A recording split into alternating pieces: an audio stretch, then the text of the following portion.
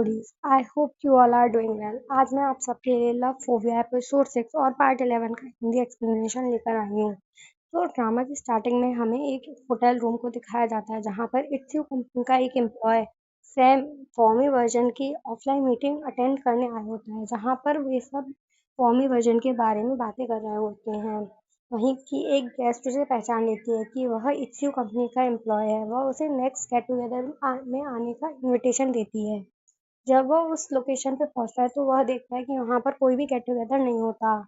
वह लेडी उसे अपना लवर समझ के किस करने लगती है। वह उसे वहां से छुड़ाकर वहां से भाग जाता है। हमारे ड्रामा का टाइटल आ जाता है। नेक्स्ट सीन में हमें उनको उसके घर पे दिखाया जाता है जहाँ पर वह उसी किस के बारे में सोच रही होती है और उसको कोस रही होती है। फिर वह मेकअप करने लगती है और यहीं सीन कट हो जाता है। नेक्स्ट सीन में हमें हान को दिखाया जाता है जो अपने भाई बैकोंग से बार बार ड्रेसेस के बारे में पूछ रहा होता है कि वह आज कौन सी ड्रेस पहने। तो वह बताता है तो वह नहीं सुनता।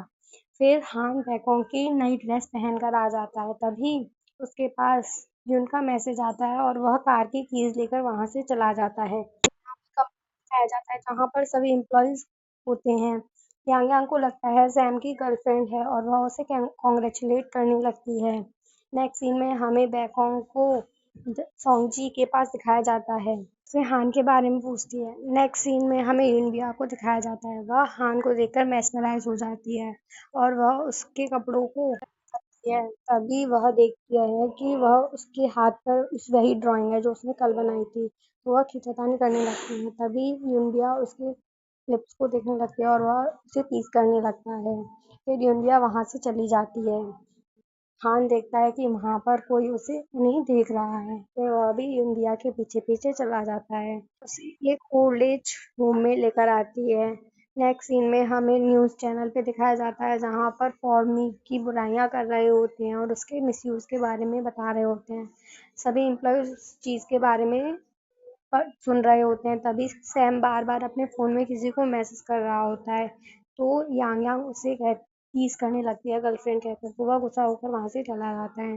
दूसरी तरफ यूनबिया और हान कंपनी के कॉन्ट्रैक्ट से रिलेटेड उस लेडी से बातें कर रहे होते हैं। तभी हान उस सिचुएशन को संभाल लेता है। नेक्स्ट सीन में हमें कंपनी के कॉरिडोर में दिखाया जाता है जहाँ पर सैम किसी से बात कर रहा होता है। तभी एक और एम्प्लॉय आ जाता है क्विंटियोंग। वह उसका पीछा करने लगता है। वह देखता है कि सैम किसी लड़की के साथ जा रहा है तो वह वहां से चला जाता है। नेक्स्ट सीन में सुल यान के बारे में पूछ रही होती है।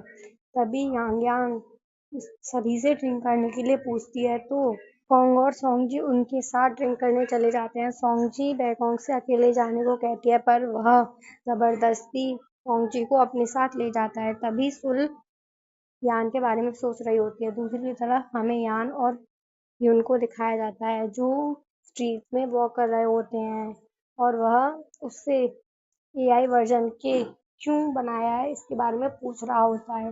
तो वह बताती है कि मैं एक अपना छोटा सा वर्ल्ड क्रिएट करना चाहती हूँ जहाँ अपनी पीसफुल लाइफ बिता सकूँ। तभी वह देखती है कि सभी जगह उसके कंपनी के बारे में गलत गलत बातें लिखी हो रही हैं। तभी हान उसका हाथ पकड़ता है और वह वहाँ से चले जाते हैं। नेक्स्ट सीन में हमें हान और यूनबिया को एक वेंडिंग मशीन पे दिखाया जाता है। यहाँ पर वह क्लॉ मशीन से टेडी बेयर निकालने की कोशिश कर रहे हैं। बहुत टाइम बाद वह एक टेडी बेयर निकाल लेते हैं और गले मिलने लगते हैं एक्साइटमेंट के बारे में। तभी हान यून को एक टेडी बेयर देता है और एक टेडी बेयर खुद रख लेता है और वह बताता है एक कपल टेडी बेयर है।